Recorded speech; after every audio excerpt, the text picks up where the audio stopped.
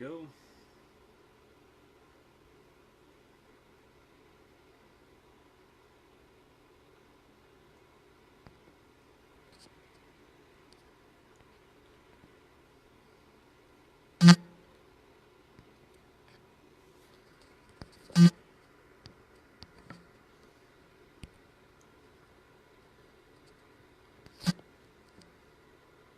All right.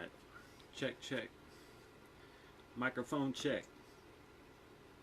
Hello, hello. What's up, Chris? What's up, Misty?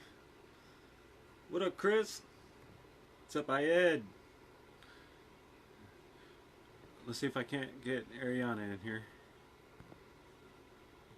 Hey, Christine. Alright, I'm going to let her know I'm in here. Can everybody hear me okay? What's up, Nick?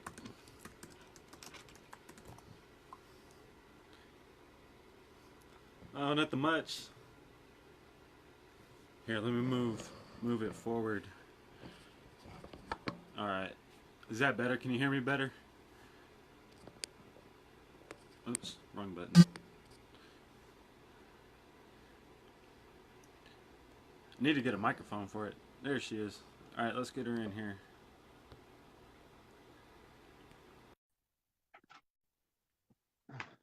Maybe if I turn that fan off. Alright, let's see if a little better. Okay. I'm just gonna have to break down and buy a microphone. Alright. Hey, Gerald.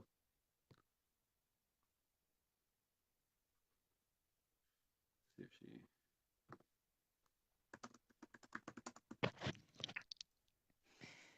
There we go. Hey. Hey, can you hear me pretty good? Yeah. Okay, cool. How Hi, you been? Brandon. I've been kind of sick, but my voice kind of sounds a little bit funny, but I'm feeling better, thanks. Good. And I'm really honored to I'm honored to be here, Brandon, with you and in front of your audience. You have an amazing audience of people and a wonderful team. They're pretty awesome. They do a lot of work for humanity and for the planet, so I'm just going to share this out real quick. Hey, Gina. Do you got that document that I sent over to you? Yeah, I have it. Do you want me to open it? I got it open on my laptop just to... But, I mean, should we just start from the top? Because this is Ariyana Love, for those of you who don't know. She runs the Occupy Palestine TV page, which is on Facebook. I'm sure many of you are familiar with it. But she keeps play-by-plays of what's going on over there in Palestine, and I think does the best job of any other page that I follow, especially with getting information straight from the ground out of Palestine. You know, we don't hear a lot about Palestine on mainstream news. You know, you got any input on why we don't see a lot of it in the news? That's right. That's true. Well, the mainstream media is owned by Israel and Zionists. It was up until recently, there were 98% of the mainstream media, or was it 96%? Anyway, it was owned by 6 corporations, and it's been reduced now to like 4 or 3. And if you look at they own them all. And they're Israeli dual nationals with different countries, and they're Zionists. They're, committing terrorism against humanity and using the media to brainwash and to deceive us and to distract us. Yeah. Right. I know the most I've seen recently is that executive order that Trump signed over Golan Heights. And I did a little more Golan Heights, yeah, and I did more research on it, and I discovered that there's oil deals going on that's related to a Cheney company. Do you know any more about what's going on with that and what's really going on with the order between Trump and Israel? Yeah. When I was in Jordan, after I spent hi Samuel. I spent a year I spent a year in Palestine, in occupied Palestine with the Palestinian people, and then was in Jordan also investigating the refugee crisis. Mm, And yeah, and in 2013, it was actually in I think September or October, the Israel sold the the oil rights of Syria in the Golan Heights, which is the largest depository of oil. They sold it to Rothschilds, Murdoch, and then Dick Cheney was like a broker in that deal. He benefited financially. So this has been going on since 2013. wow. Definitely about the oil, but it's about control of the territory too. Yeah. Yeah, you want to kind of explain like what is happening to the Palestinian people and what is Israel exactly doing, and especially recently, what's been going on. Yeah. Yeah. Yeah. Well, it was on Saturday it was the 1 year anniversary of the Great Return March protests in Mm, Gaza. And also it was the anniversary of Land Day. Basically, the Palestinian people have been, that Gaza has been besieged for about 12 years under siege. This is illegal. And then Palestine has been occupied for the past 76 years, ever since the Al-Nakba, which was the mm, Palestinian genocide. And so, they have really not had a moment to breathe, and they've been brutalized, and their children have been, murdered. And yet, they're painted as the terrorists. They're painted as the aggressors by the media, which is the mainstream media, which is entirely unfair. Um, so the Great because Return March, Palestine doesn't have any tanks, any bomber jets, and they're being oppressed by these types of weapon systems. yeah, when the Zionists the Zionist Jews from Europe came over in ships and began to occupy through Zionist militia groups, Mm, and they committed these war crimes, atrocities, and genocide. They wiped out over 400 villages in the Al-Nakba. But um, and what was I going to say? But what was your question? I'm so sorry. It's just a little bit late here. just kind of explaining, the situation in Gaza and Palestine for those who don't understand, and where we're at, what's been happening Right. recently. 'Cause there's been a lot Yeah. going on in the past just few days ever since Trump signed that order. I had noticed that Yeah. a 4-year-old was shot and killed, a 16-year-old was shot and killed, another 20-year-old was shot and killed. And this was the Mhm. day after Trump signed this order. He basically signed over an execution order, gave Israel the go ahead. Well, that's what, they're the Zionists are in an international worldwide network. They're Yeah. in the highest positions of power, in the Vatican, in the governments, and, all of the Yeah. major world governments are part of this genocide in Palestine. They profit through weapons testing in Gaza. And, Hmm. the Great Return March it's the Palestinian people. It was led by civilians. And, they have an internationally recognized right to return to their ancestral homelands, as stipulated in the UN Resolution 194. So Yeah. they're demanding their rights, and are also exercising their internationally recognized human right to gather and protest. But Right. yeah, but what Israel has been doing is they look at the Palestinian people as a security threat. So they Mhm. created a blockade around Gaza that is impenetrable. The Palestinian people cannot get out without Israel's permission, and Israel just brutalizes them and kills them. And Yeah. yeah, they're blockaded in, and they can literally see their ancestral lands from across that fence, that security fence. So everything that Israel is doing, the executions which take place all across occupied Palestine, in the West Bank, in occupied Jerusalem, and in Gaza, they're just executing people, including children. And these are their Now, policy. Yeah, go when ahead. Trump signed in that executive order, uh, there was bombing going on in Gaza right at the same time as well. Yeah, and that's I no know you accident. showed lots of footage of that. Yeah, I mean, what is your take on that? Yeah, they do that on purpose. Like they will use the bombing because a lot of people's attention will go towards Gaza at that time.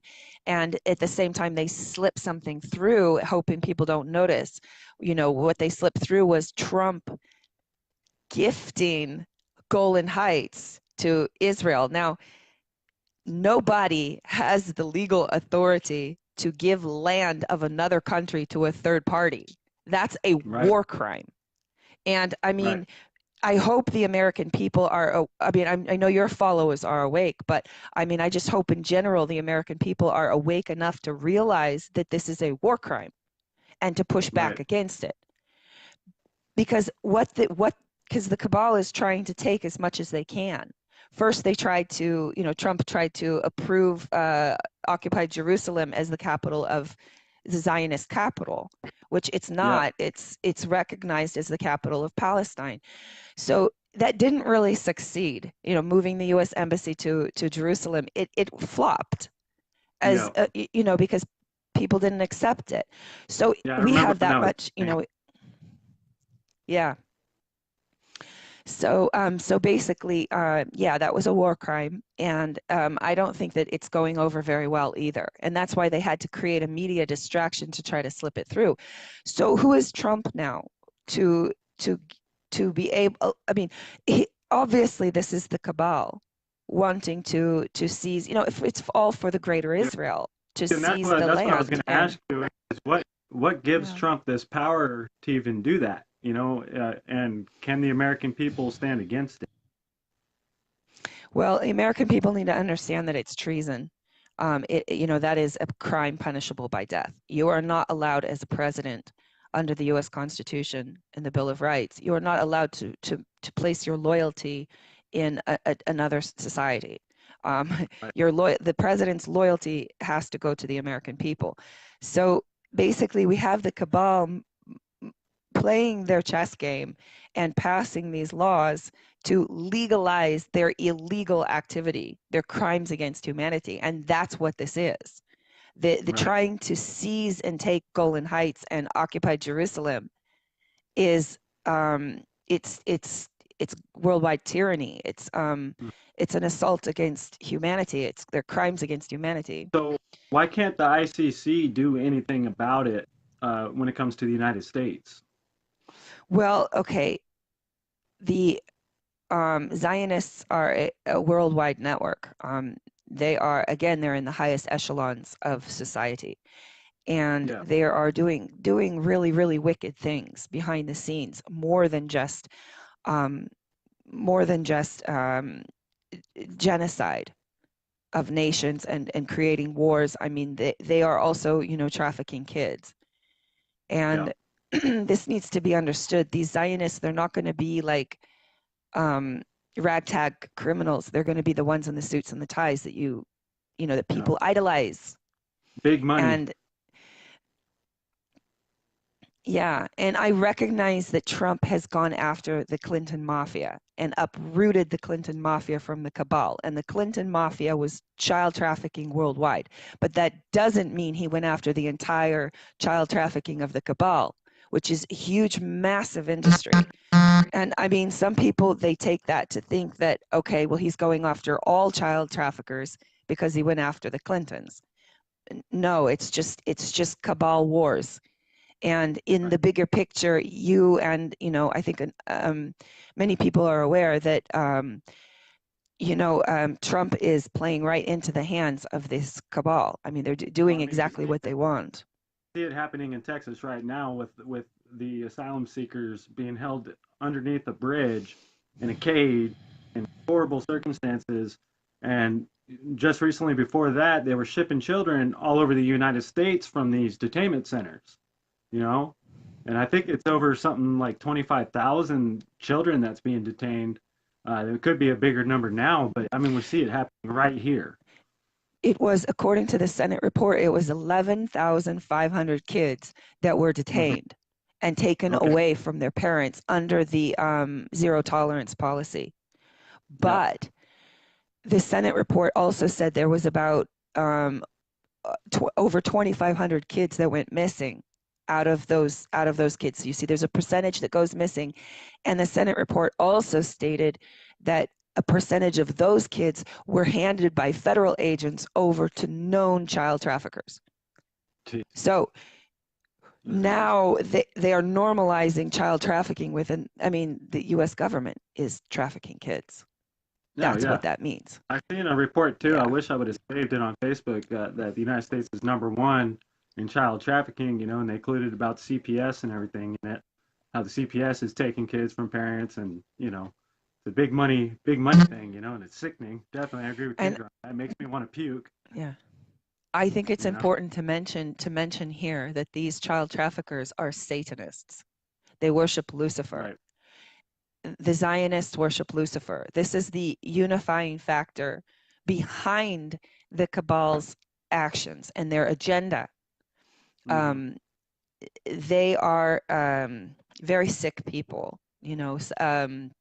We now have a tribunal going on in London. It's led by David Steele, Robert David Steele. He's a CIA whistleblower.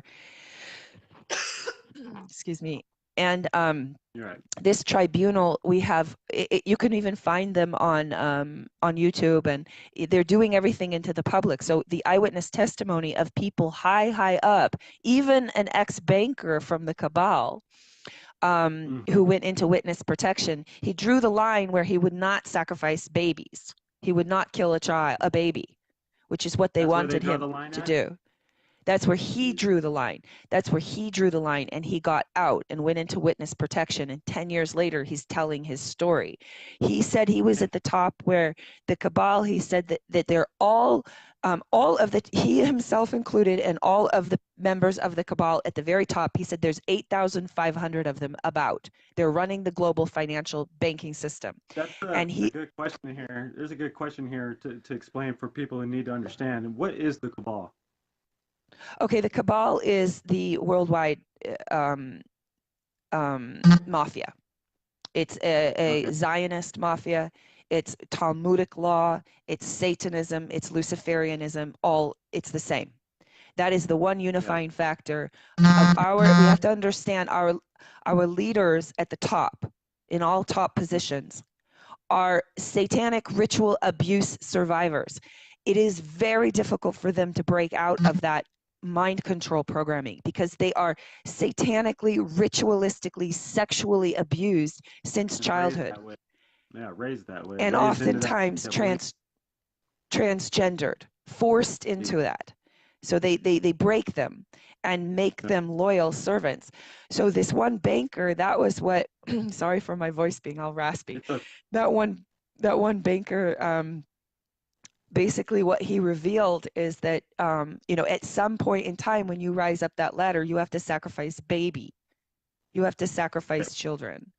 And they're doing very sick things to children. And this is something that's very, very hard for people to face because, it's hard to imagine that anybody would want to harm a child, let alone rape them. But they believe that they get power from doing this. It's been in history books all throughout history that the elites or stuff like that they're going after an adrenaline gland, the adrenochrome or whatever, and they believe that it gives them eternal life when they drink that adrenaline from a child, right? Something along those, it's a weird way of beliefs, but there's a lot of different beliefs out there. You can't say that it's not real. There's been many recordings of this, and more stuff is coming out as everything gets revealed. It seems a lot is getting revealed. Yeah. So back to Palestine. Okay. Oh, go ahead. Finish your point. No, go ahead. I was just going to say that this tribunal in London, you can hear the eyewitness testimony of people online, and it's very eye-opening because you have credible people giving their stories, and they add up. Those are people who are unrelated, but they're the same. And so this is one thing that we really have to face. It does link to Palestine, unfortunately, because the Zionists of the rabbis, the Israeli occupation, they're Talmudists. They're following the Talmud, which does date back to Babylon. They are notorious for child sacrifice to their god Moloch, and they believe this gives them power. It's different forms of the same um, um, religion, which is the worship of Lucifer and Satan. But with many different names, right? I'm sure there's many different names and many different subgroups. You know how everything, Yeah. how it usually breaks down. One of the things is that they rely on deception. They believe also that they get power from doing things in plain sight. So doing things out in the open, but calling it something else, lying and tricking and deceiving our minds to believe something else, to believe in an illusion. And this is part of their power. It's part of their ritual. Right. So they do it right in front of our faces. And that made me think about the Rothschilds, because there's still a lot of people that don't understand Rothschilds. But the Rothschilds is who was behind setting up Israel in the first place, correct? yes. And they're still they've been doing this for a long time to many nations, including the United States. Yes. And they're the bankers. I mean, that's what we serve. Yeah, they're the banksters. And these guys are part of the Zionist Kabbalists. Yes, they are. They are definitely. Yeah. There was one whistleblower that said that, basically these Rothschilds, they hang out in their mansion all day and talk to the devil. They're completely, part of their ritual is that they willingly allow themselves to become demon possessed. And they all believe that they are serving one God, which is Lucifer. So it's important to understand how they think and to understand their religion, because it's what's guiding this world now. It's what they're using to dominate and to bring us towards depopulation. I mean, it's not just Palestine that's a victim of genocide. It's worldwide in various forms, right? From fluoride in our water. Seems like they're going after, like, mainly targeting indigenous peoples around the world. Definitely. Well, okay, now this is interesting. Now, see, the global elites, and I wasn't planning on talking about this, but I think it's important to help people to understand, because I've done a lot of research into it. Okay, the cabal, the worldwide mafia, they are bloodlines, also royal families. It's all interbred now. So they share the same bloodline now. It's like, anyway, oh gosh, what was I going to say? Yeah, they know that they are the descendants of, all right, this goes into scripture, but it's part of it. Cain and Abel, the first children of Eve. Now, Cain was according to the Bible, Cain and Abel were brothers, and they were both children of Eve. Abel was a child of Adam and Eve. So it was Adam's son, but Cain was the son of Eve, but also the son of the devil, his father, and is a deceiver like his father. So this cabal are obsessed with bloodlines, and they believe that they are the descendants. They know that they're the descendants of Cain.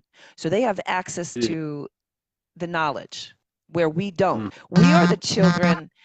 We are the children of Adam and Eve, indigenous people, Native Americans, the Scots-Irish, the Sami people here in Finland, all of the indigenous and Palestinians. Palestinians and my people, the Scots-Irish, share bloodlines. Yeah. I mean, so we are the children of Adam and Eve. We are of a different seed. We come from our Creator. We were created with that intent, right? Whereas they were created from this sin, the original sin, which caused Adam and Eve. They believe this. They follow this. They do. This is their way of life. Oh. They teach it. They teach it to their people when they come into the Freemason Society. And you can see it in their symbology. They leave the symbology everywhere. If you really pay attention to things and like structures they build, I mean, you can see it all through DC and all kinds of places all over the world. But they leave their symbology everywhere. Even when they have their people on TV, they're doing hand gestures. They're doing all kinds of stuff. Symbols in the background that people aren't paying attention to. Like mine in the background over here. They do this intentionally. It's like Morse code to their people. Yes, they communicate through symbolism. Our Our communication, according to science, our communication is only like 93% verbal, 7% is sorry, 90 sorry, 7%, only 7% is verbal. 93% is nonverbal. So there is a lot of communication that takes place in symbology with our unconscious mind. And of course, they know that. They have been the ones behind financing, mind control projects and infiltrating every institution and government, in the world. Most governments. And it's crazy too because they add everything into it. You got the oil and big pharma and all these other reasons that we profit, how we profit off all these wars, and it's all backed by the banking systems. It's all backed by these Zionist systems. The United States is being used to carry out a lot of these genocides. The Israel's being used to carry out genocides for reasons that don't exist, but they make them exist in our mind through mainstream media. But like Syria, like what's going on in Syria? Why are we in Syria? Or why are we in Venezuela? Like, have these nations came and threatened attacks against the United States? No. So why are we there? Israel. We're there because these nations have cut ties with Israel and refused to do any kinds of business dealings. They boycott Israel. So all nations are going to be attacked that boycott Israel if the Israeli can do it. Earlier, you were telling me about the Cheney Oil Company or whatever, their involvement in Syria and the Golan Heights, and that eventually that it's circulated around and sold back to Israel at a super cheap price. Okay, yeah, this is important. One of the things that was discovered and revealed by Russia during their intervention in Syria, the first thing that they did was expose the black market ISIS oil trade of Syria's oil. The first thing ISIS did when they arrived on the scene in Syria was take control of the oil fields, and they were shipping it through Turkey.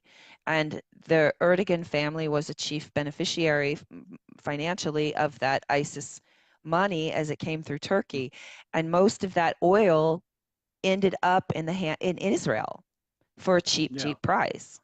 So you just follow that trail, that money trail, and all roads lead back to Tel Aviv, basically. Needed because these ISIS groups were basically militant mercenaries paid to protect or take over these oil fields and probably do security while the oil lines and everything and the distribution's happening. ISIS was created by Israel, the US, UK, and France. Possibly other governments involved, but we know those four are. And their main use is for oil. It's for oil and control of the oil. Yeah. They needed to create a terrorist group that would discredit Islam as a whole. The Zionists are really, really big on attacking Islam and Muslims. Just look at the media. Arabs are painted as fools. They're painted as terrorists. They're presented. Hollywood presents Muslims and Middle Eastern Arabs as terrorists. All the time. And there's a reason for that, because the scripture exposes them. It exposes who is doing the crimes. It names them. And they don't want the truth getting out there. They also don't want Christians and Muslims united, because that would be the majority of humanity, and we would be a powerful force then. Christians don't understand that Muslims and Christians are brothers and sisters, that this is the same religion. It descends from Abraham. It's a bloodline. It's knowledge from a bloodline, which is, again, the sons and daughters. There's only two bloodlines. There's two bloodlines descending from Abel and from Cain. And that's what many people also don't, what they also don't understand is before this idea of Zionism came in Palestine, the Christians, the Muslims, and the Jews all lived together in peace. Yeah. They think that, oh no, they were just at war with each other forever, but that's not necessarily true. No, there was about 1600 years of peace in Palestine. Jews were not expelled. They lived peacefully. It's a testimony that real Yeah. Jews, Sephardi Hasidic Jews, can the live. Well, see, real Jews are Semitic. Mm-hmm. All right, it's the Zionist Jews that are anti-Semitic, and then they flip it and tell you you're anti-Semitic if you question their actions and their behavior. The So to be a real Jew, Zionist, you necessarily don't have to have bloodline from that area. You could be from anywhere well, in the world, because these yeah. Zionists are from everywhere, but they're laying claim to a land that's not theirs. Yeah, well, their bloodline is linked to Khazarians. It's a Mm-hmm. mafia again that was a kingdom, and they're Yeah. very warring people, and they just do everything by deception. So if you look at the actual like DNA tests were done on the whole entire Jewish community, and they found that 98% of Jews come from this Khazarian bloodline. They're not What the part of the world is Semitic that? Jews. That was Georgia and part of Ukraine. Oh, geez, that's kind So of a ways away from Palestine and where nowadays Israel is. yeah, well, see, they were chased out and they went to Russia and to some other places in Europe. So Yeah. basically when Hitler rounded up the Jews and when they were released from the camps, they were put on beautiful cruise ships and sent to Palestine. And they were basically given like very little choice. Like they were given a huge incentive to go there and colonize. And so, there's a lot more to the story that, we have not been taught in our history books. And that is intentional and by design. They want us to remain ignorant to the truth and to the, Yeah. the bigger picture. And it's, you literally, if you've been through the public education system worldwide, um, you basically have to educate yourself after that and seek and find the truth, right, through research, because you're not going to get it from the school. And it's a very, very sophisticated brainwashing, Yeah. and they Most do that by yeah. lying to us about history. Yeah, that's how Like, colonization is. That yes, brainwashing method. Yeah, I mean that's a huge part of it. So that's just yeah, crazy what's going on there. Back to the day after Trump signed that order, and there's all yeah, that bombing was taking place in Gaza. I kind of want to tie in how we as a people here on social media platforms can help out in those types of situations, because now I've worked with you on multiple Twitter storms, and we've seen firsthand the pressure of the social community that could help prevent things from happening. That, remember that village that yeah, we did that? Alkan Lamar. Yeah, that was huge, and we helped be a part of the people on the ground and all over the world. We all got involved, and they didn't destroy that village. Yeah, And there then are. just after, oh, go ahead. Up you, there you are. Sorry, I got Go a ahead. phone What are you call. saying? Okay. I was saying that there are examples of this. It's up to us what we accept and what we want to refuse. I mean, Mm-hmm. it really is. They cannot do things without our consent. This is part of the Luciferian religion, is that Mm-hmm. that's how they get our power, is that they trick us into consenting.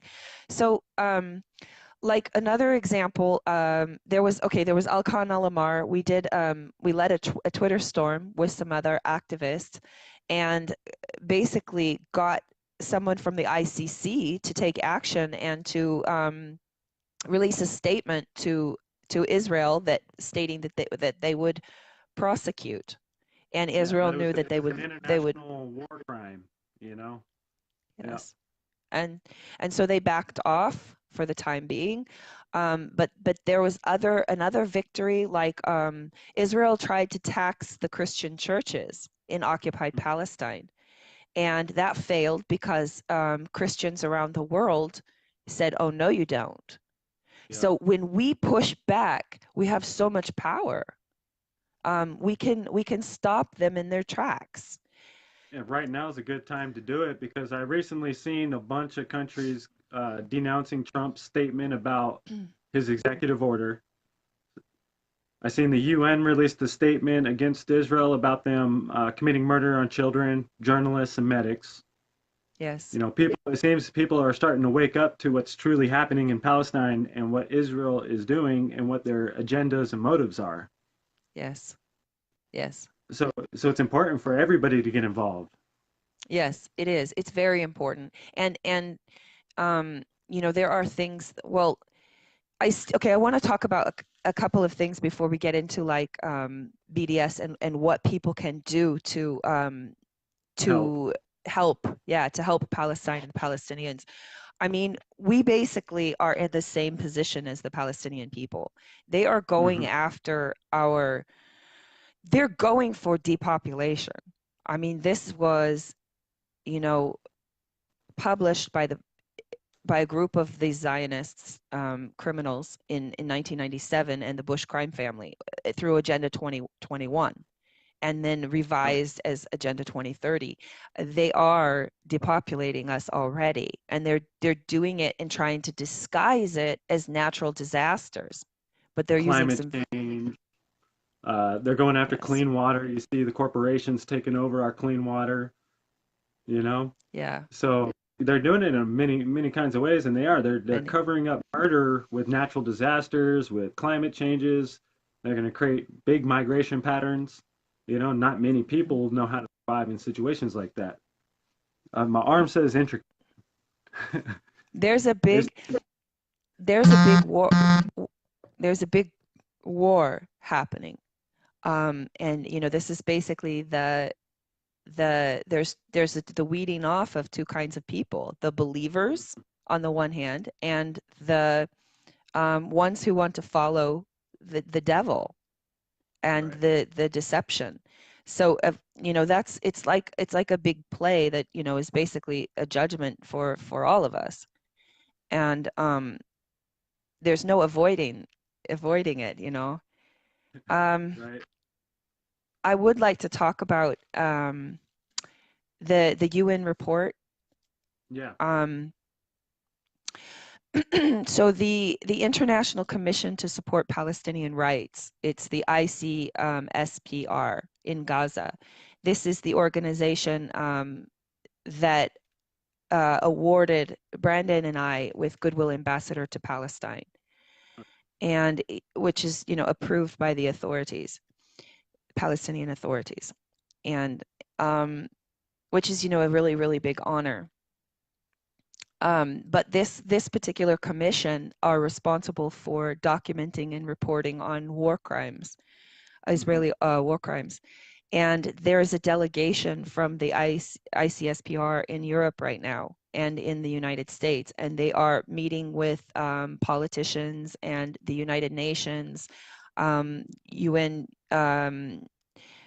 human rights organizations, and parliamentarians, and you name it, touring around Europe and the US and presenting evidence of Israeli occupation war crimes War against crime. the Palestinian people during the Great Return March demonstrations.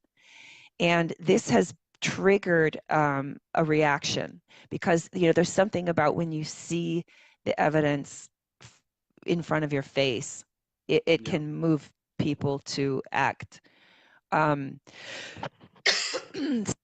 I would like to read a little bit about the UN report. They did an investigation and then released a report, and went to so okay.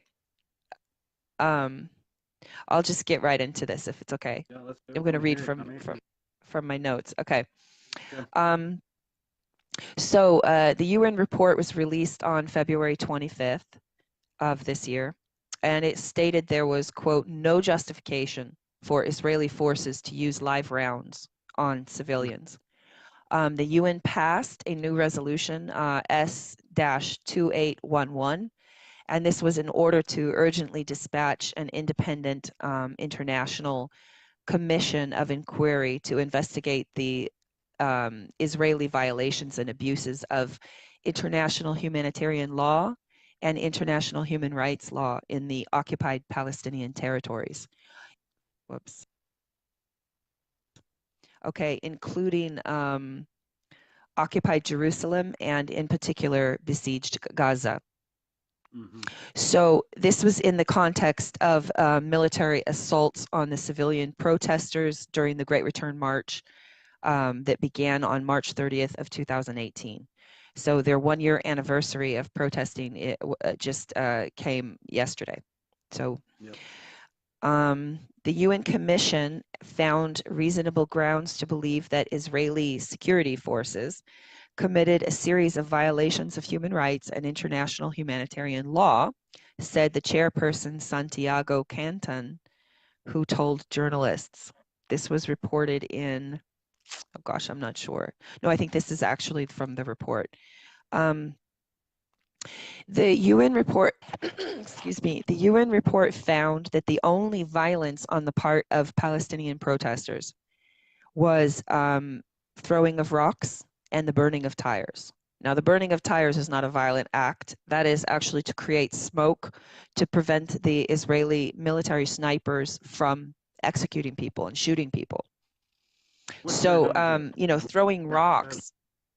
Yeah. They're doing all through every Friday when they gather and protest. As someone is like last Friday, there was a 17-year-old child that was hit in the face with a tear gas canister and killed. Now this is Israeli. Yeah, this is and there was another journalist that was targeted in the face, Palestinian journalist, targeted in the face with a tear gas canister. Now, these are less than lethal weapons used in a lethal way. That's a war crime. They're not allowed to target the head with a tear gas canister because it can kill, and it did. And they're not allowed to target below the waist. So, you know, Israel is using these weapons in lethal ways because it looks, because they want to kill. They want to kill, and yet it doesn't look. I got a question for you. So, the United States helped set up the United Nations, correct? Oh, no, actually, the UN, okay, the UN was established by Alice Bailey and her husband. Alice Bailey is a known, Alice Bailey is a known Satanist who followed the Theosophical Society, and Madame Blavatsky, who is also a known Satanist. They put the United Nations, they formulated the United Nations and put it under a trust that was called the Lucifer Trust.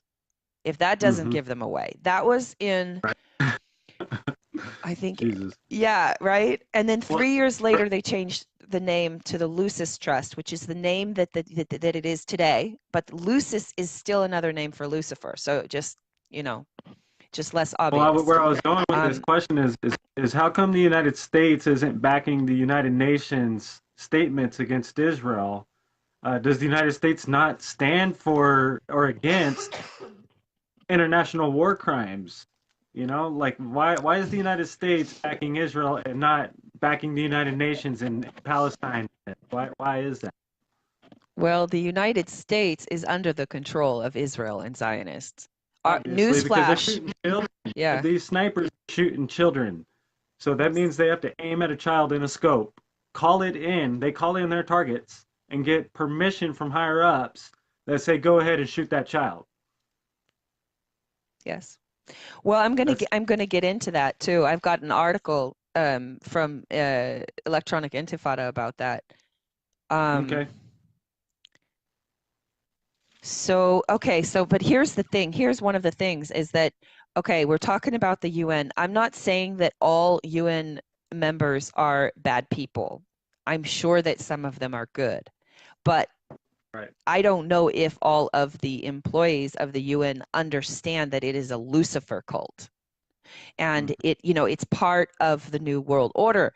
The Agenda 2030, the depopulation, which is under the guise of sustainable development, but it is a depopulation program. They say that they're going to depopulate, and they tell even the NASA war document tells how they're going to do it too. So It is a UN commission that was created in 1967. Okay, a United Nations commission that runs the New World Order government. And so far, our governments, world governments, there are 193 countries in the world. 179 of them have signed, have agreed and are participating in the Agenda 2030 and depopulation. So somehow our world leaders and our governments have been convinced that depopulation is somehow necessary. But it's a sham. There are enough resources for everybody. It's the Rothschild system of, fossil fuel consumption, which they've profited on, that is contaminating and ruining our environment when, we have free energy devices that we could be using, right, and living on. So, the UN, unfortunately, is part of the Luciferian, they even have a missionary program where they go and they teach their triangle meditation, which is NLP program. It's neuro-linguistic programming. It's programming. Yeah, and the UN... Everyday people that have no idea, like, any of this, That's what's crazy. I've had time to read, but man, it's a deep rabbit hole, and it's people out there that believe in this stuff. I have had a lot of time to research, and I've been very curious, and I've been asking the questions. I've been asking and researching them, and to the point where nothing surprises me anymore. Right. I mean, it's like I can't even tell half of the stuff that I know to people. Right. They're not going to receive it. They're not going to accept it. We are so brainwashed. We are so programmed and deceived, and we continue to feed their to uphold their prison that they created for us through our own mind, through our own emotions, defending the indefensible. For example, my website, and I will get back to this report, but my website was okay. So for everybody, I had a terrible flu, and I was very sick. So that's why my voice sounds terrible. I'm just letting people know. My website was hacked. Occupy Palestine TV. Okay. Or I was hacked, and my website was taken over. And we just found out today, Anonymous slipped me information about who it was. It was Anon Ghost, not Anonymous. They call themselves Anon Ghost, but it's the same exact symbol and name that ISIS uses. And I know that ISIS has hackers. Yeah, I've discovered that. So the interesting thing about this is that they didn't bother to hack me, even when I'm, exposing Israeli occupation and war crimes, which I'm sure it's connected, to this. But they chose the moment when I was releasing an article, the night before I published an article about drag kids and the pedophilia agenda, when I was exposing pedophilia. And that article, I recommend that people please read it and share it. It has not gotten the attention that it needs. I'm not saying that I'm a great writer, but the content in there is very important to understand. They're using children they're sexualizing kids to normalize pedophilia in our mind, in the mainstream. And this kid, Desmond is amazing, is completely being abused on primetime TV by his parents, everybody celebrating it. This is an abused child. And it was so clear to me, and I broke it down and went into details in my article. And the interesting thing is that all of this kid, Desmond is amazing. The article, again, is titled Drag Kids and the Pedophilia Agenda. It's Yeah. completely linked to satanic ritual abuse. The parents are definitely Satanists. There's evidence of that. And so the night before the article was published, I went to Desmond's YouTube channel, and all of his social media accounts are run by his mother. So I left a comment questioning his mother's judgment for allowing her 11-year-old son to dance in a gay nightclub in front of adult men for money. Mhm. Within minutes, the comment was removed, and within 4 hours, my website was down. And I had a video on my Facebook page that if Desmond's mother or their pedophile group, because Liz Crokin, a journalist who is exposing, Pedogate and Pizzagate, Yeah. she said that the pedophiles, they work together in teams and in groups. They're never alone. So I had a video on my page calling out to people to, alerting them to my article and asking them to please pay attention to it, and that I believe this child is in grave danger and being abused. And so it would be easy for them to see that. And I don't believe in coincidences anymore. So I find it interesting that ISIS, would hack me right before, to try to prevent me from publishing that article. So, which leads me to believe that ISIS is child trafficking, and that ISIS could very well be linked with the pedophiles in the United States, the pedophile ring. They're already trafficking the oil on the black market for other governments and multiple governments. So, I mean, why wouldn't they be involved in this? It's all paid mercenaries, making money, paid by the corporations and governments to do these things, And Another then thing that I want buttloads of propaganda is given to us to hide us, to keep us blind of what's really happening, who's behind it. And to keep us in fear.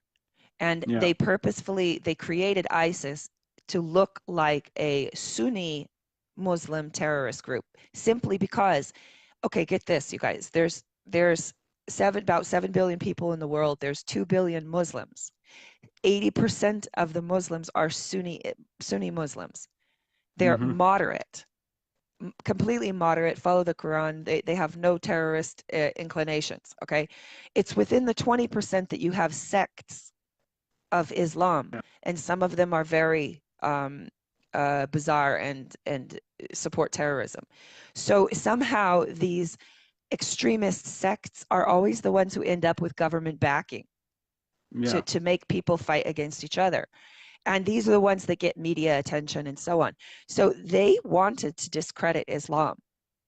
They needed to, because they're killing Muslims in the Middle East. I mean, the majority of the victims of genocide in our world today are Muslims and like indigenous. Yemen, I mean, that whole area, really, everywhere. Yemen, Syria, Palestine.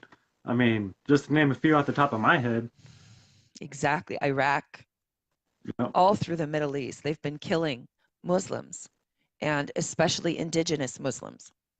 Like the Palestinian people are, and the Syrian people. And so they don't want us empathizing with those people. They want us to see them as an enemy. And it's very important. They had to create a Sunni, a fake Sunni terrorist group to make it look like Islam is extreme and bad. So this was, part of their agenda and their plan. Okay, so I still don't get why the United States would be backing all this besides money. It's all about money, right? Are they getting paid off, or is it oil companies? Is it pharmaceutical companies? Okay, that's a really important question. It's the Israelification of America. We are the United States of Israel. Israel attacked us during the USS Liberty in 1967. Attacked a U.S. naval ship and tried to sink it and kill like almost 200 people on board. They failed, and were found out. And they were trying to drag the United States into their 1967 Six-Day War, where they land grabbed. And Also 9/11. 9/11 has Israel's fingerprints all over it. Yeah. And this is the part that, Americans still seem to be in the dark about it, mostly, Yeah. about Israel's involvement. So Israel's not our friend. Um, the Israeli Zionist dual nationals, they have put their spies into the U.S. government, step by step by step. They use AIPAC, which is the Jewish lobby in America. It's very much a Jewish Zionist lobby. They are the most powerful lobby in the world, and they are passing all these draconian laws and pushing for them. Of course, we had the Clinton mafia and Obama, which is part of the Clinton mafia. Obama passed 9 executive orders that were all anti-constitutional and draconian. So, we have these terrorists basically within our own government. And many of them, like Hillary Clinton, she's got dual nationality with Israel. Well, where do you think her loyalty lies? She's a Zionist. Exactly. Trump is a Zionist. They're all Zionists. They're part of this cabal network. And so we have the Bush crime family. They were the inside job of 9/11. So we have terrorists inside. And these people are all Kabbalists. They're all Satanists. And this is the unifying factor. I mean, I didn't know this 3 years ago. Okay, it was when WikiLeaks released the John Podesta emails that exposed Hillary Clinton as a pedophile, exposed Hillary Clinton as a child trafficker. And then you begin to realize, well, wow, Obama is too, and oh, wow, and, they're pedophiles. They believe that they get power in torturing children. This is their kick, and they love power. So in order to bring in the New World Order, in order to achieve the depopulation, because I think what they want to do is to depopulate as many of us as they can, and then reset history. Within 2-3 generations, the youngsters are not going to know our true history. They can completely, reset. Yeah. Now, I don't think that they're going to win. I mean, because if you believe in scripture and prophecy and stuff, both the Bible and the Quran, it talks, even the Torah and the Talmud, it says what's going to happen. The Torah and the Talmud, very interesting. The Jewish books tell what's going to happen to the Jewish people if they congregated in their own state. They're not allowed to do that. And the Semitic Jews, which make up 2% of the entire Jewish community, the real historic Jews that are tied to the blood of Abraham, that are our brothers and sisters. They're Semitic people, but they're a small minority. And they're against occupation and the genocide of Palestinians. They are against Israel, and they are against the congregating of forming of a state, because it means the demise of the Jewish people according to their biblical scripture. According to the Torah and the Talmud, according to their scripture. So, if there's a lot of keys and answers in scripture to understand this, and I've really had to turn to scripture recently when I saw what they're getting away with, right, out in plain sight. So how do we help? How do we get involved? What can we all do? Okay. Well, I need to finish this UN report real quick, and then we'll finish with that. Okay, we'll close with that. Okay. So the only violence that the Palestinians did during the Great Return March was throw stones. Now they're on their own land, within their own territory. They're throwing stones across a fence that shouldn't be there, a fence that is illegal under international law. Yeah. So the occupied people have the right to use weapons to defend themselves. They have the right to throw stones. That is not, an act of terrorism. That's self-defense. And anyway, Israel made all kinds of claims that that people had incendiary devices and stuff. None of it's true, and the UN report proved that. So, but this is the thing: the UN called on Israel to the Israeli war criminals to investigate themselves and punish themselves for their crimes. Is that ever going to happen? No, it's ridiculous. Israel is now investigating 11 deaths. However, there was 189 people that were killed that the UN saw. Well, let me see. It's in my notes here.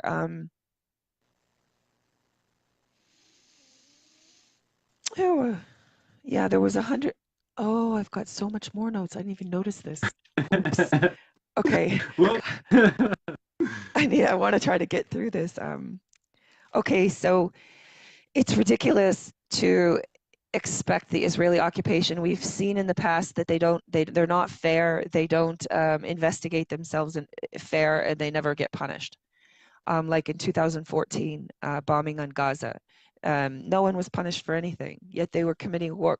They were killing entire families in their homes, bombing entire families while they were in their own homes. I mean, these are incredible atrocities, and yet nobody was punished. So for the UN to expect Israel, we need another tribunal. We need an international tribunal to order actual arrest warrants for these criminals. Okay, so the UN report found that 189 Palestinians were martyred by Israeli military snipers from March 30th to the end of the year of 2018. Okay. The commission conducted 325 interviews with victims and witnesses and analyzed audio-visual material showing demonstrators being shot. The UN findings proved that 6,106 Palestinians were injured with live ammunition, while another 3,098 Palestinians were injured by bullet fragmentation, rubber-coated metal bullets in tear gas canisters, as well as internationally banned weapons like the butterfly, which explodes upon impact and sends shrapnel through the body. So leaving these people with some of them with permanent disabilities. Amputations, lots of amputations. Oh yeah. Israel claims that 4 Israeli militants were injured during the entire year. Okay, I'll believe that when I see it. 4. But I don't believe it. Maybe they got a little scratch, maybe that rock hit their body armor. Yeah, exactly. Yeah. And then they'll cry about that. They're so deceptive. Anyway, okay, Israeli snipers, the report found that Israeli snipers shot at journalists, health workers, so medics and paramedics, children, persons with disabilities, knowing they were clearly recognizable as such. They agreed the protests were nonviolent, and the commission found that they saw the protests as a call to help from a population in despair. Mr. Santiago called on Israel to lift the blockade of Gaza in particular, to allow those in need of urgent medical care to leave Gaza, after finding that Gaza hospitals were literally overwhelmed by sheer number of death and injuries. This is another thing Israel does to collectively punish Palestinians, is they don't let them leave the besieged Gaza Strip for medical treatment outside, things they cannot get inside Gaza. So Israel deliberately shot civilians, including children, and they even went so far as to pass new laws to allow for their crimes. This was reported by Al Jazeera. They passed a new rule. The Israeli Supreme Court changed the rules of engagement of war, okay, which they're not allowed to do, and shooting policies. One such rule allows Israeli militants to shoot main inciters, they call it. So it's someone who incites, main inciters, it's called, which are civilians deemed to be encouraging protesters to approach Israel's fence, which is an illegal blockade. Okay, so so Professor Kevin John Heller, Associate Professor of the Public International Law at the University of Amsterdam, told Al Jazeera that, quote, no such status exists under international humanitarian law or international human rights law. You are either a combatant or a civilian. Under international human rights law, force of any kind requires the target to pose some kind of actual threat. So this is what Heller explained. Again, he says you can't simply shoot someone in the leg because you think they are leading a demonstration. And lethal force requires the target to pose an imminent threat to life, which the UN report. We're talking about a protest here, you know. Yes, Gee. which the UN report and investigation proved that the Palestinian people posed no threat to life. Okay, Adallah was one of the groups which challenged Israel's response to protests in the courts. So Israel, including the army, the government, and the Supreme Court, is recreating international law to fit its own practices, said Suhad Bishara, a lawyer at Adallah who petitioned against the use of sniper fire on civilians in Israel. Well, it's occupied Palestine. Okay, the Electronic Intifada wrote an article titled Snipers Ordered to Shoot Children, Israeli General Confirms. This was on the 22nd of April, 2018, and I just want to read a little bit of it to give people an idea of how the Israelis operate and how they think. All right. So the title of the article is Snipers Ordered to Shoot Children, Israeli General Confirms. It's written by Ali Abudimah in the Electronic Intifada. Okay, an Israeli general has confirmed that when so this is 1 month after the protests began. Yeah. The first 6 weeks of the Great Return March demonstrations, they were demonstrating every day. And these were led by civilian organizations, by the Great Return March Committee and Breaking the Siege. And it was backed by the authorities, but it was a civilian-led initiative. All right. An Israeli general had confirmed that when snipers stationed along Israel's boundary with Gaza shoot at children, they are doing so deliberately under clear and specific orders. In a radio interview, Brigadier General Reserve Zvika Fogel describes how a sniper identifies the, quote, small body of a child and is given authorization to shoot. Fogel's statements could be used as evidence of intent if Israeli leaders are ever tried for war crimes at the International Criminal Court. So the Friday before this article was released, an Israeli sniper shot dead a 14-year-old, Muhammad Ibrahim Ayub. The boy was shot in the head with kill shot east of Jabalia at the illegal apartheid barrier in Gaza.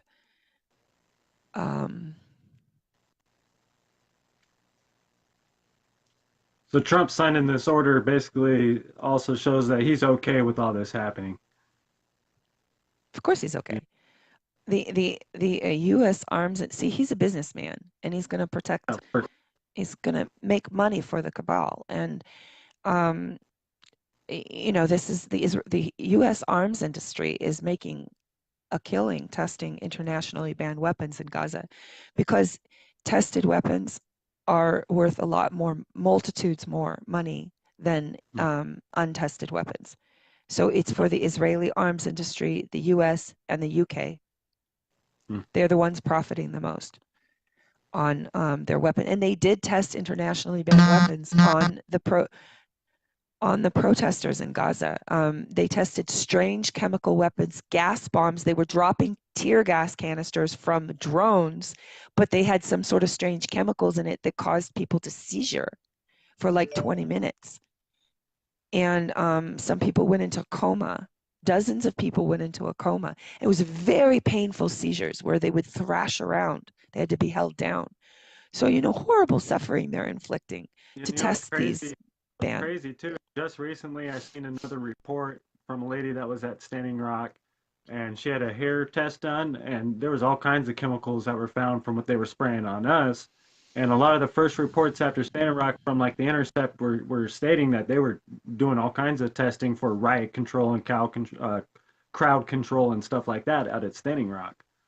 So I don't know, it was crazy. The U.S. They're government doing the same thing there in Gaza. is working for Israel now. Basically, after 9/11, Homeland Security was established in the United States. Homeland Security was established by Israel. There are 180,000 Homeland Security employees infiltrated in every department of the United States government. Spies. Yeah. That's what they're there for. So, we have to understand who controls us. You can know who rules over you. They're the people you're not allowed to criticize. Yeah, exactly. Right? Okay, so there was video footage proving that child posed no threat. A 14-year-old kid, 13 turning 14, who was executed with a kill shot to the head. On May 14th, when they moved the U.S. Embassy to occupied Jerusalem, they actually executed with kill shots to the head and to the chest 6 children, and another baby died from tear gas asphyxiation. So there were 7 kids killed in one day. That was a sacrifice. That's a blood sacrifice. It's no accident. 76 killed in one day? No. It was 7 children. Oh, okay. I thought you said. Oh, I remember that. Yeah, I remember that. That was the most amount of kids that were killed in one day in the entire Great Return March demonstrations. It was devastating. It's a sacrifice. One's too many.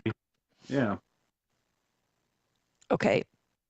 This is all right. So this targeting of children, the Brigadier General Fogel was interviewed by Ron Niesel on the Israeli public radio network Khan. Fogel is the former chief of staff of the Israeli Army's Southern Command, which includes the occupied Gaza Strip. So, in other words, he's a war criminal. Okay. Ahmed Tibi,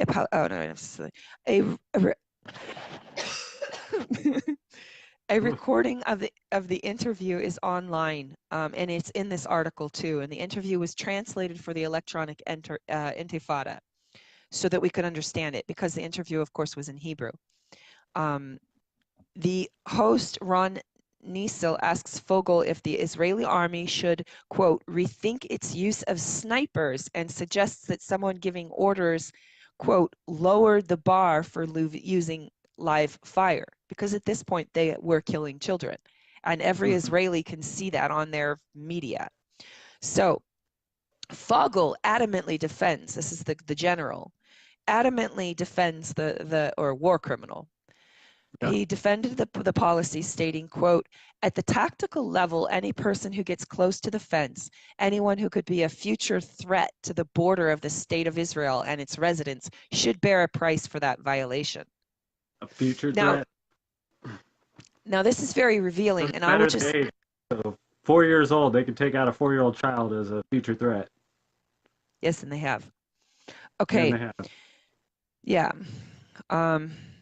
Well, they abduct children too, and put them into detention facilities and for torture and penalize them and stuff through a military court. It's the only society in the world that does this. It's sick.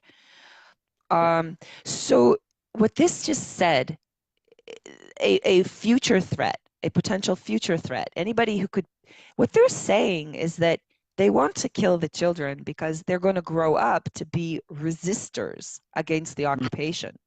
So they want to take them out before they can grow up and resist them. Also, under the Talmudic law, under the Talmud, now see, the Israeli occupation's laws in their law books is all based on the Talmud, the book. So they are religious fanatics to the core. They are worse than... They're the same as ISIS. They're worse than any extremist group you can think of. They're up there at the top. So, for example, the Talmud and Israeli law as well states that a Jew can kill anyone who poses even a potential future threat to a Jew. So a citizen. This is a citizen. This is not just anyone in the army, but just any Jewish citizen. That is why Israeli settlers that are, all criminals for, living in the occupied Palestinian territory against international law, they're criminals. They're never punished for their crimes. They are basically given free reign. They can kill Palestinians. Entire what was his name? The little boy, Dawabsha. An entire family was burned alive in their home, and no one was prosecuted for that. So settlers get away with murder because they're going by what they consider to be Jewish law, but it's actually, it's Talmudic. It says it's like extremism. It's so extreme. Jewish extremism is the worst in the world because it's the most racist, because everybody who is not Jewish is a goyim, is less than an animal. According to, this is Talmudic law, this is Israeli law. So the Israeli people are programmed with this, and their entire society permeates with this ideology. And this is how they're able to go on killing the Palestinian people and justify it. All they have to do is say, "Oh, I'm Jew." Yeah. If they have that ideology, not all. There is a percentage of Israelis that are against the brutality, against their own government. Yeah. And they want to see it change. There is. I mean, in any group of people, not everybody is good, not everybody is bad, ever. But generally speaking. But no, now if but there's a lot of, I've been noticing a lot of this. If a Jewish person speaks out against their own government, say on Facebook, they could be arrested and detained for it. And they are. The original Palestinian Jews, the Sephardi and the Hasidic Jews that were there, well, they're Sephardi. The Jews that were they call themselves Palestinian Jews. They refused to serve. Yeah, they're Palestinians. They refused to serve in the IDF. They were in the Israeli occupation army, military. They refused to. They protest all the time, and they get beaten and arrested. And so, anyone who stands against the Israeli occupation and the crimes of the Zionists are, going to have some sort of. I mean, any activist that's. There was that college girl who got arrested for wanting to go to, was it Gaza or just any part of Palestine, and was calling them out, and she got detained and arrested, and she was a college student from America, if I believe. She was going over there to study, I think. Yeah, she was the same person. Study. And then she saw the truth. Well, they abducted her and put her into a detention facility and kept her in jail, and then deported her back to her country and didn't allow her. She already had the scholarship to go there and study. So this is what they do to people that they consider to be threats against them. And the reason why they considered her to be a threat was because she supported BDS, boycott, divestment, and sanctions. But let me just finish this. So the mentality and the laws, the Israeli occupation is based on Talmudic law.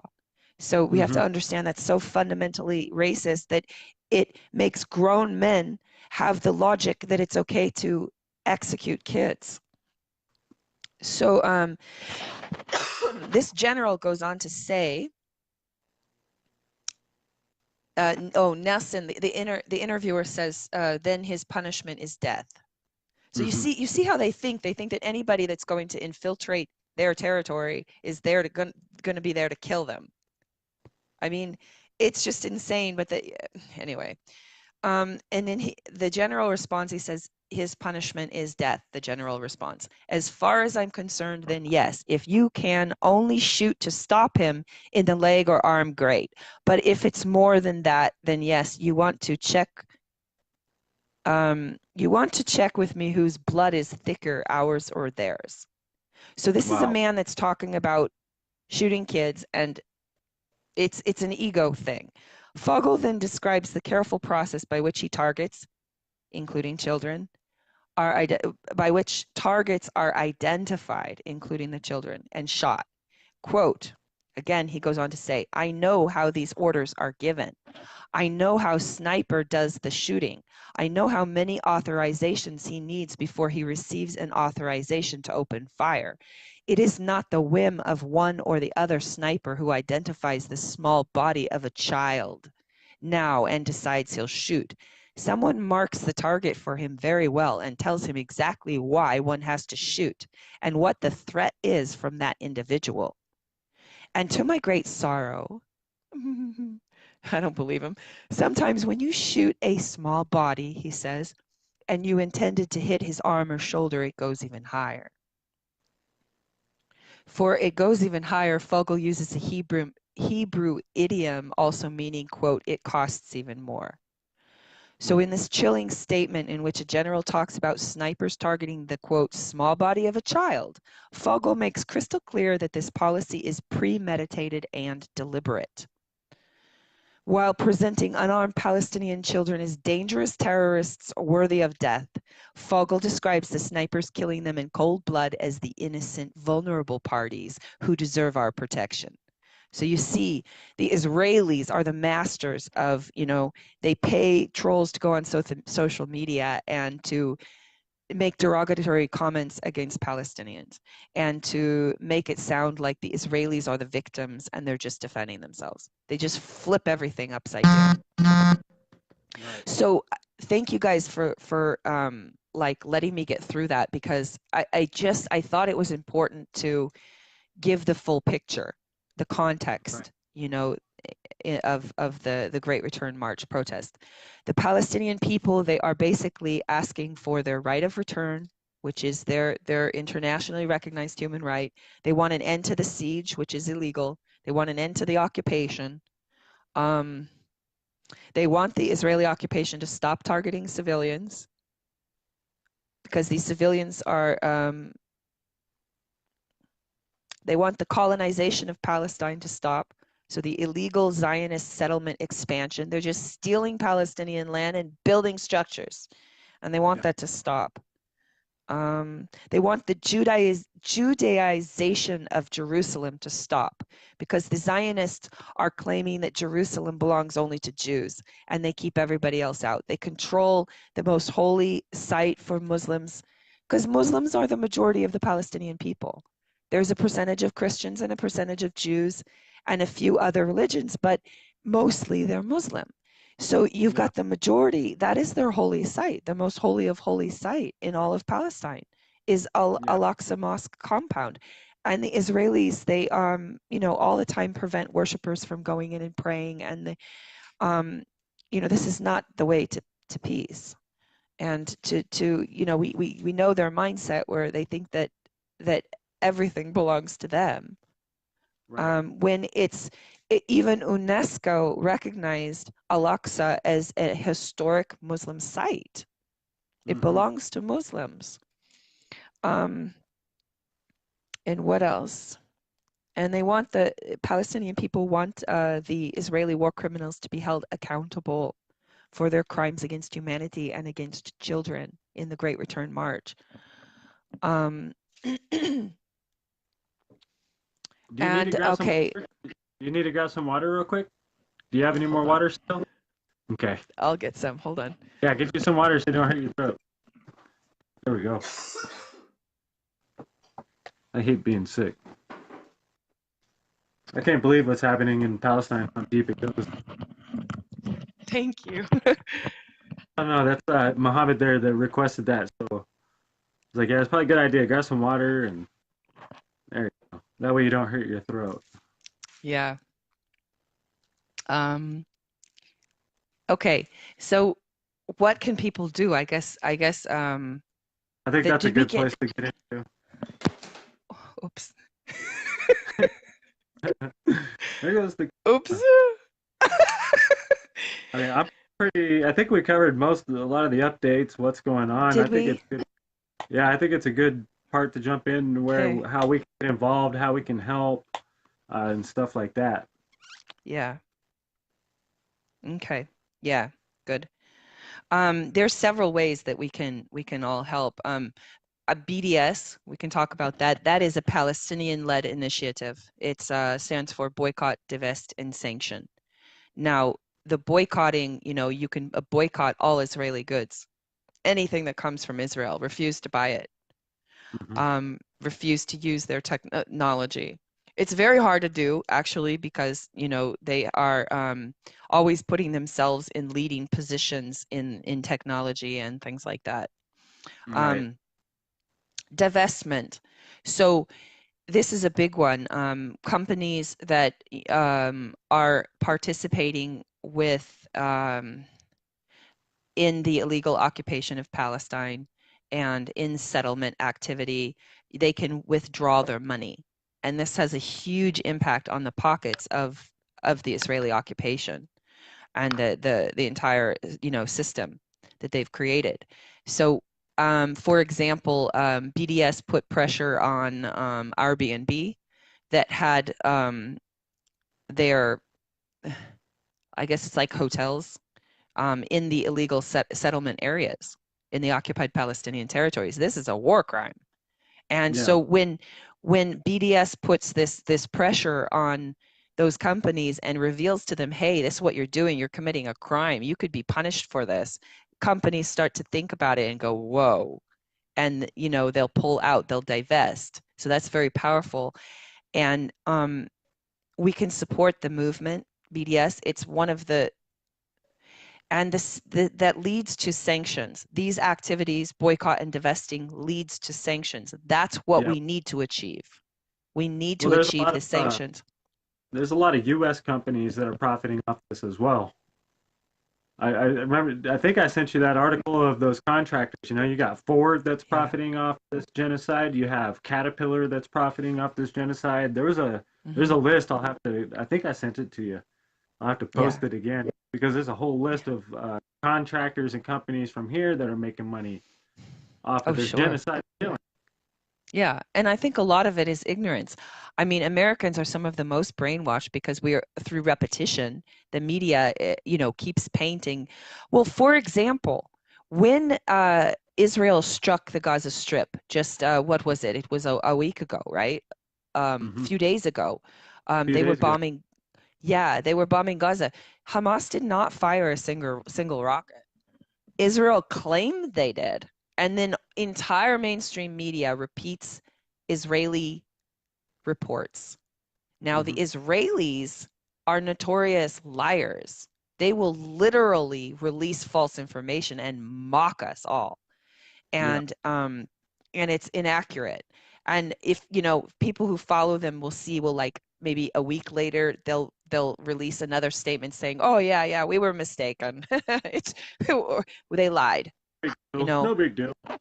Yeah, no, we made a mistake. No, Hamas didn't fire any rockets, actually. But by then, no one's paying attention. They just read the first media report that said that Hamas fired rockets, and everybody automatically accepts it because we're used to hearing it. Most of the time, Hamas does not fire any rockets, and it's only when they are really, really provoked do they Mm-hmm. fire a rocket. And when they do, they announce it. They say, we're gonna fire rockets. And Yeah.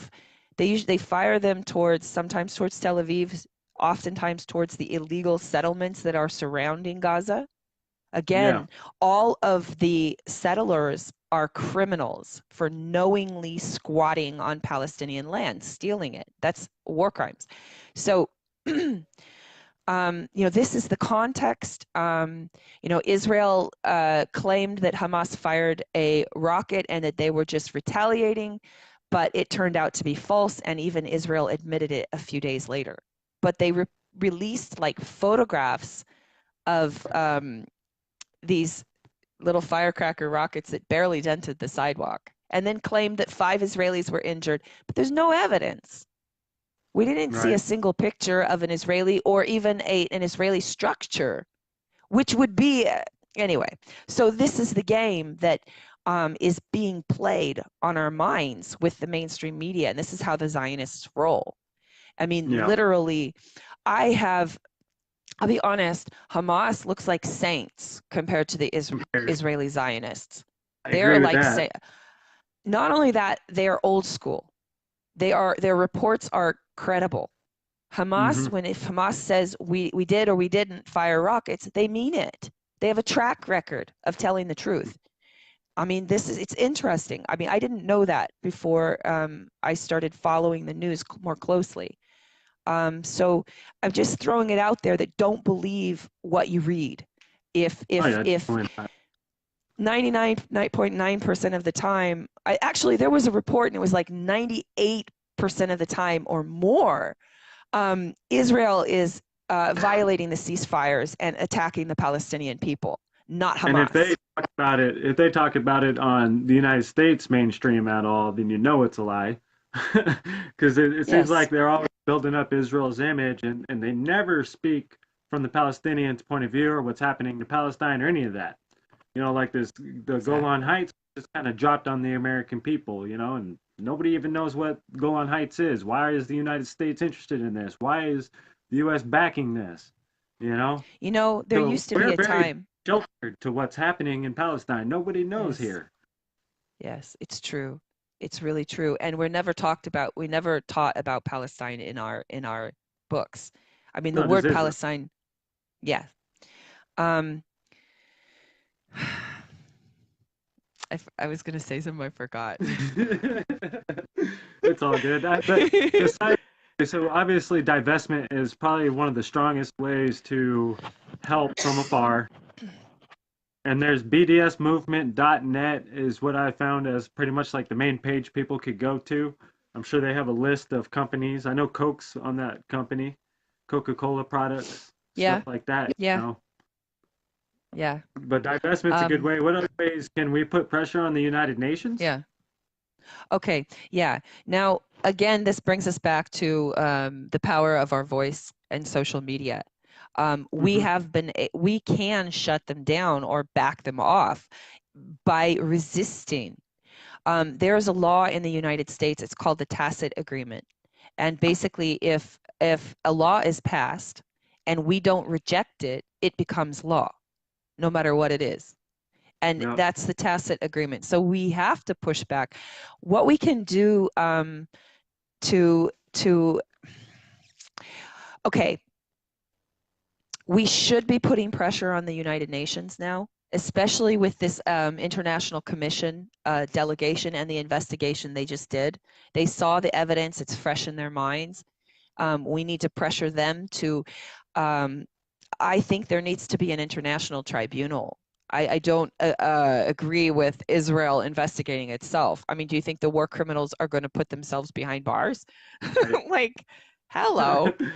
Okay, that's like a joke. So we need another solution, and it's we the people that need to demand it. Um, the war criminals need to be punished. There's clear evidence in the case of the Great Return March, and um, now, so I think putting pressure on the UN will help. We also need to sanction Israel. There are governments that want to sanction Israel. Ireland is taking the lead right now they are the first they've boycotted completely any settlement goods from coming into Israeli settlement goods from coming into Ireland, but they've taken it a step further and they've making moves to get EU funding, to cease EU funding to Israel, because the EU funding to Israel is going towards military spending. Again, another crime, massive crime. So the EU funding needs to stop. That's We where could our all funding's coming from, right? Our funding US, from the U.S. is going yeah, into military spending, yes, it which is is. contributing to the death of countless children and everything that's happening there. Yes, yes, it is. US funding to Israel, it's the main funding. EU Yep. is secondary compared to US funding. And we should push back against that. That's something, but we need to support Ireland's initiative now. This is Hmm. extremely important. And just for this information for people to know, before sanctions can be put on Israel, there is something that needs to happen. Right now, Israel is on the list of serious violators of human rights, serious violators of women's rights. They need to be on the list of serious violators of child rights. They need to be on all three of those lists. And they will only be put on that list. And they fight every time there is the last time the United Nations tried to put them on the list of serious violators of child rights, they intimidated those UN workers. And the meeting was canceled and nothing happened. So they're being threatened, obviously. But it's up to us. The UN people, they're not going to put their lives in danger or in harm's way if they don't have the backing and the support of the general opinion. So it's up to us to, if we can get a petition going, we only need 20,000 signatures to get Israel on the list of serious violators of child rights. And it comes around, they vote on this either once a year or once every 2 years. I'm not exactly sure, but it is a prerequisite to sanctions. Israel cannot be sanctioned unless they are on those, all three of those lists. And it's up to us to make that happen. So that's one thing that we can do. That's one important thing we need to do.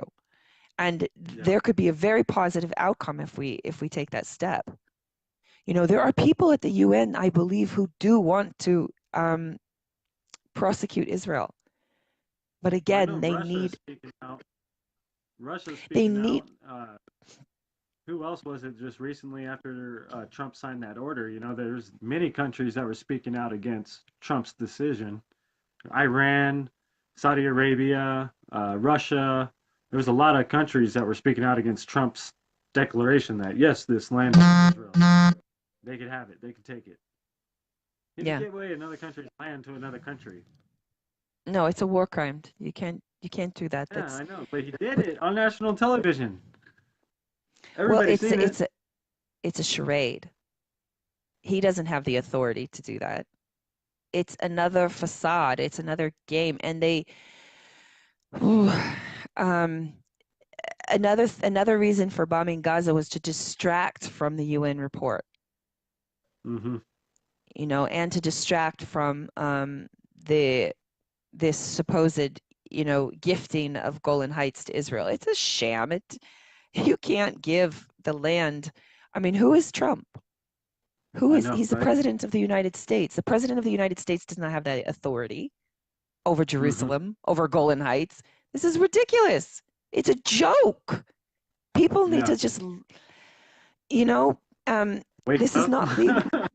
Yeah, it's not legal, and they're never going to succeed in conquering Palestine. They're just not. You know, there's outside of the divestment and social media pressure and stuff like that, is there any other things that you could think? So social media is powerful. Share the images coming from the occupied Palestinian territories. Share them to your pages. Let people see them. Seeing wakes people up. That's how I woke up. Was on, you know, seeing people's posts on Facebook. And I do work with the Palestinian media, so I have access to the breaking news. And, you know, I try to keep up with it. There's so much happening. Sometimes it's hard to keep up with all of it. So right now, with your main website being taken down, you're mainly on just Facebook right now, or? Did I mention that was ISIS? Did I even mention it? Yeah, we talked about that. Okay. Okay. Yeah, it's kind of, which means Israel, you know, but I have no doubt that ISIS has professional hackers. I mean, anybody that doesn't mind selling their soul for a buck, you know, right? But you're mainly posting information to Facebook, or?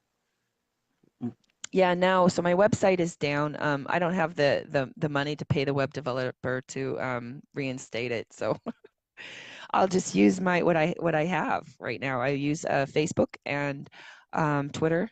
Also, my Twitter handle is @AmbassadorOpTV. Capital A for Ambassador and then capital OpTV, OPTV. And I'm reporting, you know, the occupation crimes every day, but sharing is powerful, and Yeah. there are things, that we can do to push back. When we push back against them, they back down, and we've Yeah. seen this. We've Yeah. we've sh- we've seen them, backing down from Al Lamar. I mean, they're still trying to take that territory, but and the Christian church, that's another great example. They were trying to tax the Christian churches and get more money, in a criminal way, and Christians pushed back against that, didn't allow for it. So we have that. We have a lot of We need power. to. Yeah, we got to just start pushing back and just quit letting them do whatever they want. Yeah, and we have to stop trusting in these supposed leaders. I Yeah. mean, I wish that everybody would just not vote. Like, if you just don't go to the poll and stay home, see what happens. Where's their power then? Right. Poof, gone. That puts the power right back into our hands, and then we can decide what do we want to do. We can form a council like the Iceland did in their revolution. They Mm-hmm. have a government now that is run by the people. We could do the same thing. We have to stop buying into their charade. Yep. Like the oil. If we keep much pushing away from oil and oil consumption, they won't have a market for it. Yeah. You know. Yeah. I know Palestine is difficult in as far as how much we can help, but divestment's huge. Get involved in sharing the news and sharing what's out there. There are many groups out there that need help and support with donations. So especially Mm-hmm. teams like Smile Medical Team, so that they could continue their work in Gaza and helping people out. So there's lots of ways people could get involved and help out. Yeah. Yeah. And especially speaking out against what Trump's done. And what all these countries think they're just able to do. You know, We need to and get behind Ireland. Ireland has taken the lead now in sanctioning Israel. This is what they're trying to do. They cannot do it without us. They need the people's support. So getting Israel on the list of serious violators of child rights needs to happen. They have to be on yeah, all three of those lists. Then the governments can sanction Israel. okay. So we have to work together with the governments that are trying to do something. Hmm. Um, Is there like and petitions or something that we could sign to help, or we how could start exactly do we help? we could start a petition. We need 20,000 signatures, and then it has to be hand delivered to the United Nations Yeah. probably in New York, I think. Okay. Yeah. And Yeah, it's and good news.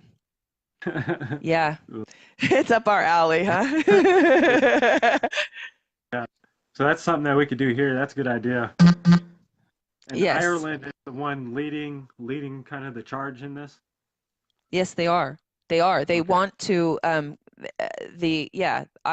Irish government wants to cease all EU support are taking steps to stop EU monetary support to the Israeli occupation, because it is I'm just going to military spending. I mean, it would be great if Americans were to push for, U.S. funding to stop going to Israel, but I think that's a much harder task.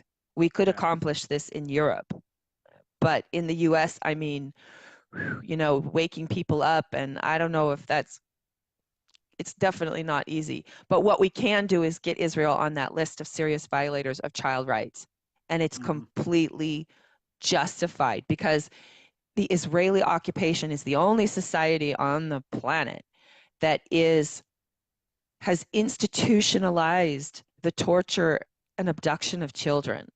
There is about 1,000, anywhere between 850 to 1,000 Palestinian children that are abducted each year and put into detention facilities. They are tried through military courts and punished for crimes that are nothing more than stone throwing, which is their internationally recognized right anyway to use a stone when an Israeli comes into the occupied Palestinian territories.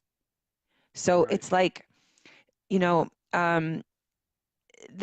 most of these kids are abducted from their homes. Almost half of them are abducted from their homes during night raids in the occupied Palestinian territories. So you imagine armed soldiers, militants come to your door, and they just break down the door, and they come in and they'll pull the kids out of bed, they'll handcuff the kids to the bed, they'll tie up the family, make them sit on the floor while they ransack the house. They loot and steal Palestinian savings and gold and things like that, which are war crimes. And then they'll abduct the kid, take them right out of the house and drag them across, put them in a military jeep. They usually stomp on them, kick them, beat them. Sometimes they do worse, things I don't even want to say, but there's a lot of sexual abuse that goes on. And then they drag them across the Green Line, put them into detention facilities that used to be G4S, a UK company. I don't know what's being used now, if it's still G4S or not. But, this is institutionalized torture. The kids are tortured. I mean, virtually to do that, to abduct a kid and drag and put them into a prison is torture in itself. So all the kids are tortured. But then in addition to that, they are put into stress positions. They're interrogated for long hours. They're forced into confessions, signing confessions that are in Hebrew. So they're forced into, and this is a monetary gain for the occupation. It's a business. They make money off of torturing kids. Like a prison system, but it's for kids.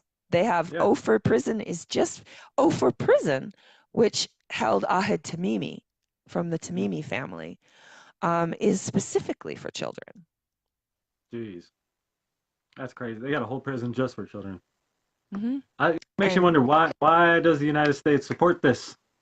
Do Americans support this? Then why is our government supporting this? And now there is a model system being played out in the United States that is, abducting kids, the migrant kids, putting them into these prisons, taking them to, U.S. military bases and doing God knows what with them.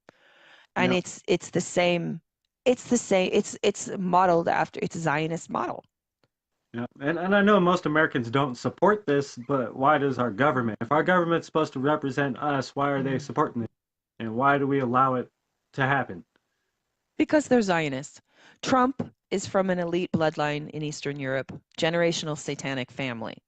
There are signs of many transgenders in his family, which, not that I have anything against transgendered, adults, but the problem is that these kids are Satanic ritual abuse victims from childhood. They're too young to decide, so their parents decide for them. I mean, that's forced upon them. Anybody who is from an elite bloodline of the cabal, many of them are transgendered, forced upon them, but they're all ritualistically and sexually tortured in a ritualistic way, very sophisticated rituals. And this is, so it creates a psychopath. That's the point, or a sociopath. I mean, a sociopath is a psychopath, but a psychopath is someone who's born psychopathic.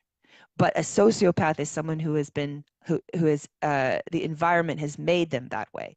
And that's the purpose of satanic ritual abuse, to make psychopaths so that they are removed from the reality and from the empathy, and then they're able to carry out the nefarious agenda without a problem. It doesn't faze them. Well, everybody needs to get on board with divestment. Help push that. Help push the UN. Is there anything else you want to talk about? Because I got to jump right back into my college work and finish my assignment. Yeah. I don't know how long we've been going here, but that was a lot of information. I hope it was helpful for everybody. Yeah. I think we covered a good update. I would love to have you on my Facebook page as my guest too, and to have you as my guest and to talk about all the things that you're doing. Yeah. Yeah, I think that'd be fun. And, I know Adam wants to talk to you. I've tried to put you, I think, in touch a couple times, but we'll get you guys. We'll just have to jump into a group chat and be like, "Hey, hello, everybody." Sure. Can we do that with Facebook? Yeah, I don't see why not, or something. They got many programs. We'll figure that out. But, yeah. Just reaching out to these different platforms allows us to speak to people we've never spoken to cross network and stuff like that. So I'm always supporting that unity and trying to bring everybody together and use our Yes. platform with each other so that we could promote this change in many different directions. You know? Yes. It's the most powerful tool that we have, Yep. is the social media. They're afraid. They're afraid of us. They're afraid of our voice. Sharing information, and the right person hears that and takes action, or the right people. And there is definitely more that we can do. And if anybody wants to do a live stream with me, um, and talk about any issues, I'm ready to start doing that more now that I don't have my website. um, I'm just going to be using the social media platforms. And if you have a message or something that that anybody wants to get out, I'd be happy to discuss that with you. And we need to do more to show our unity, and yeah. And, Well, and it's, thank it's and it's important to remember how everything is tied in. You know, we went over the oil that's taking yeah. place in Palestine, which is very similar to a lot of the oil battles that we're fighting here, especially through indigenous lands. The attack on Yeah. clean waters. We see Israel's tied into lots of lobbying and taking control of our government and getting things done like theft of land that's not even our land to give away, but got Trump to sign an executive order saying that it's okay. So the deception, the corruption, all of it's deep and everything's always connected, you know? Yes. So Yes. What I can that's why it's see, important. Yeah. there's just two camps and two types Mm. of people. And that is the the Luciferians and the believers. Mm-hmm. And Christians need to also understand that Islam and Christianity, it's one. It's the same message, it's the same religion. If you read the Quran, it reads just like the Bible. And just like there's extremists in Islam, there's extremist Christians. There's Zionist Christians. Like, so we are really one. We are one people. And anything we can do to bridge the gap and to show that, I think, is very important. Our unity is extremely important now, because they put so much effort into keeping us divided. Yep, exactly. Right. Well, I think that's a good stopping point right there. Thank you for coming on and talking with me, and can't wait to speak with you again. Yeah, thank you, Brandon, for having me, and thanks everybody for listening in and sharing and caring. Yeah, I agree. You guys have a good night, and thank you guys.